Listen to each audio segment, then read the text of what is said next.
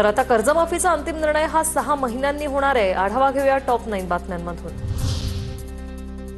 शेतकऱ्यांच्या कर्जमाफीचा निर्णय 30 जून 2026 पर्यंत घेणार, मुख्यमंत्र्यांची घोषणा।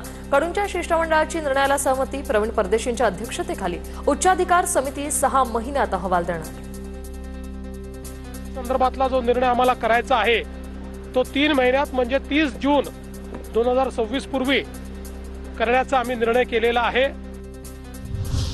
शेतकऱ्यांना न झुलवता तात्काळ कर्जमुक्त करा, उद्धव ठाकरेंची सरकारकडे आग्रही मागणी। अस्मानी आणि सुलतानी संकटात सापडलेल्या शेतकऱ्यांना पुन्हा एकदा सरकारने लोणकडी थाप मारून वेळ काढायचा प्रयत्न केल्याचीही उद्धव ठाकरे यांची टीका।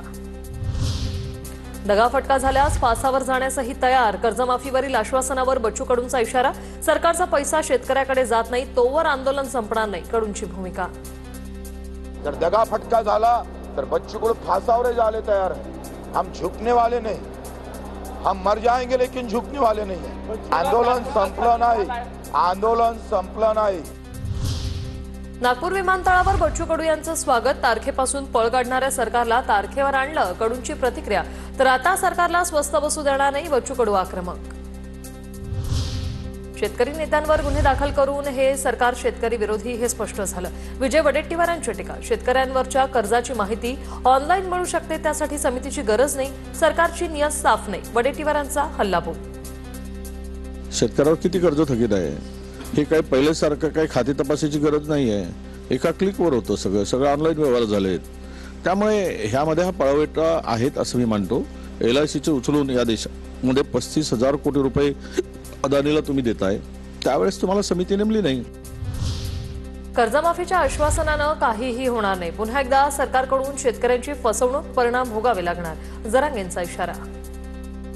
30 जून म्हणजे मेला ना शेतकरी तोवर तुम्हाला आत्ता गरज आहे तातडीची मदतीची। ही सरकारनं चालवलेली शेतकऱ्यांची 100% फसवणूक आहे आणि याचे परिणाम सरकारला भोगावे लागणार आहेत। शेतकऱ्यांना सरकारकडून 32,000 कोटींची मदत, शेतकऱ्यांची कुठेही फसवणूक होणार नाही, विरोधकांच्या आरोपांवर नवनाथ बन यांची प्रतिक्रिया। बच्चू कडू, राजू शेट्टी, जानकरांसह 2,500 आंदोलकांवर गुन्हे दाखल, आंदोलनादरम्यान नागरिकांची गैरसोय झाल्याचा ठपका।